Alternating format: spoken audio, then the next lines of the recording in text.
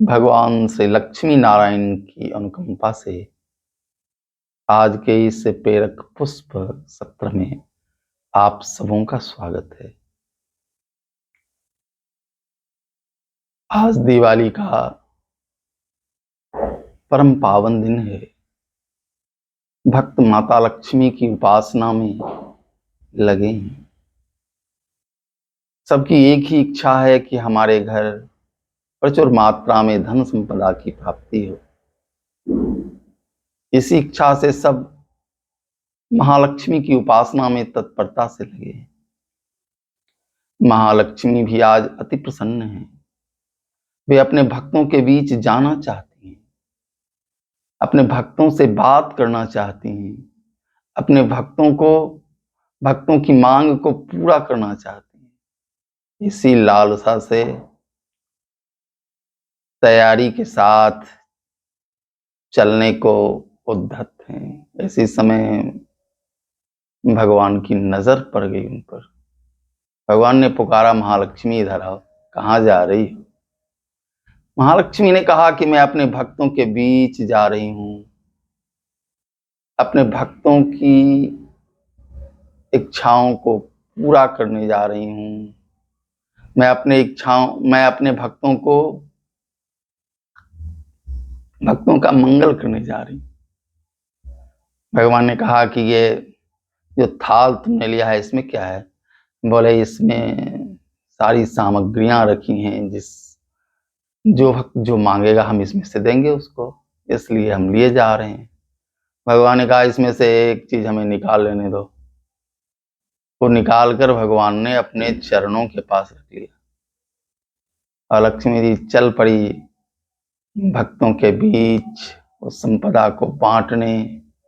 जहां भी भक्तों के बीच जाती, भक्त इंतजार कर रहे थे भगवती की पूजा करते हुए अपनी अपनी मांग रख रहे थे। मैया गुप्त रूप से उनकी इच्छाओं को पूर्ण करती जा रही थी। भक्तों का चेहरा देख रही थी। अरे, इतनी धन संपत्ति प्राप्त करने के बाद क्या अशांत क्यों दिख रहा है? इसका मुख म्लान क्यों है? दूसरे भक्त के यहाँ जाती, उसके मांग को भी पूरा कर रही हैं, फिर भी वह भक्त भी दुखी सा दिख रहा है। तीसरे के यहाँ, चौथे के यहाँ, इस तरह जो भी भक्त माँ को आज बुला रहा है, सबको तृप्त करती हुई आगे बढ़ना चाहती हैं, लेकिन एक दुख मन में है कि ये इतनी संपदा देने के बाद भी ये लोग दुखी क्यों हैं? इनका मुख म्लान क्यों दिखता है? ये चिंतित क्यों दिखाई दे रहे हैं? भगवती वापस जब भगवान के लोक में साकेत पधारती हैं तो भगवान ने स्वागत किया, कहा, आओ लक्ष्मी, अपने भक्तों से मिलकर आ गई। बोले, हाँ प्रभु, मैंने अपने भक्तों को मनचाहा दिया है, लेकिन मुझे इस बात का दुख है कि मेरे भक्तों के चेहरे पर प्रसन्नता नहीं दिख रही थी। उनका मुख म्लान दिख रहा था। इतना देने के बाद भी ये लोग प्रसन्न नहीं दिखाई दे रहे थे प्रभु। भगवान ने कहा, देखो, उनकी प्रसन्नता मेरे चरणों में है, मेरे चरणों के नीचे। मैंने कुछ निकाला था इसमें से, ये मेरे चरणों के नीचे उनकी प्रसन्नता छिपी है। ये मेरे चरण, मेरा आचरण, धन संपदा प्राप्त करने के बाद यदि आचरण पवित्र नहीं हुआ तो फिर वह धन संपदा आपको सुखी नहीं कर पाएगी। परमात्मा कहते हैं कि मैं धर्म का विग्रह हूं। रामो विग्रहवान धर्म, साधु सत्य पराक्रम। श्री राम धर्म के साक्षात मूर्ति हैं, साधु हैं, सबका भला करने वाले हैं, पराक्रमी हैं। इस तरह धन संपदा प्राप्त कर जब कोई जीव भगवान के चरण का आश्रय लेता है, भगवान के आचरण का आश्रय लेता है, धर्म पूर्वक जीवन यापन करता है, तब उसका मुख म्लान नहीं रहता, उसके मुख पर प्रसन्नता रहती है।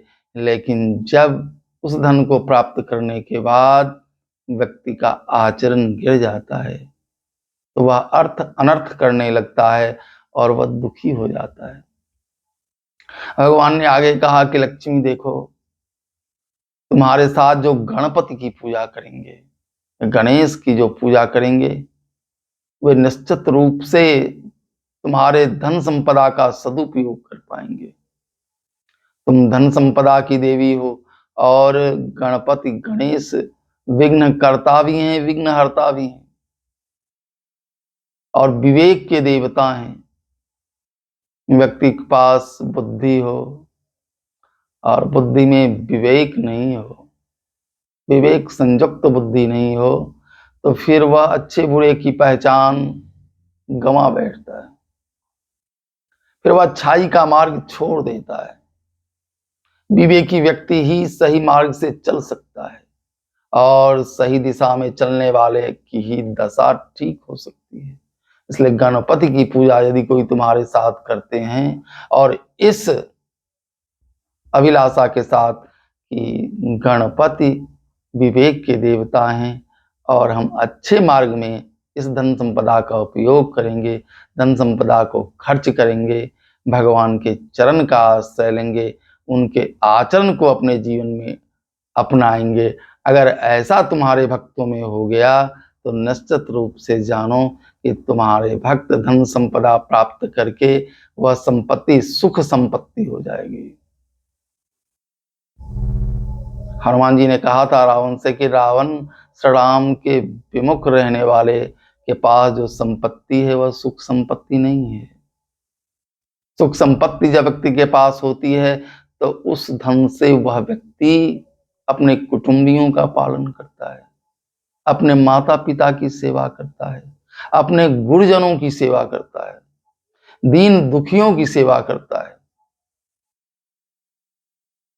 धन संपदा की मांग जब की जाती है कि द्रविणम देहि चित्तम्मा, मुझे धन दीजिए, तो परमात्मा आपसे आशा रखता है, देवता आपसे आशा रखते हैं, भगवती लक्ष्मी आपसे आशा रखती हैं कि जो धन आपने अच्छाई से प्राप्त किया है, अच्छे मार्ग से चलकर प्राप्त किया है, रितम प्रजाय, ऐसा धन प्राप्त करने के बाद आपको जो है सो अपने जनों का, कुटुंबियों का पालन करना चाहिए, अपने गुरुजनों की सेवा करनी चाहिए, परोपकार करना चाहिए, फिर वो धन स्वयं पर भी खर्च करना चाहिए।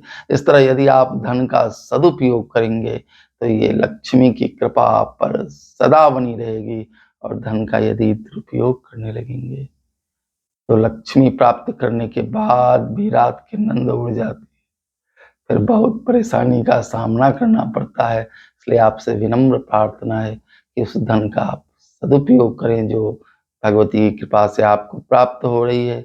ऐसी मंगल कामना करते हुए आज की वाणी को विराम। जय श्री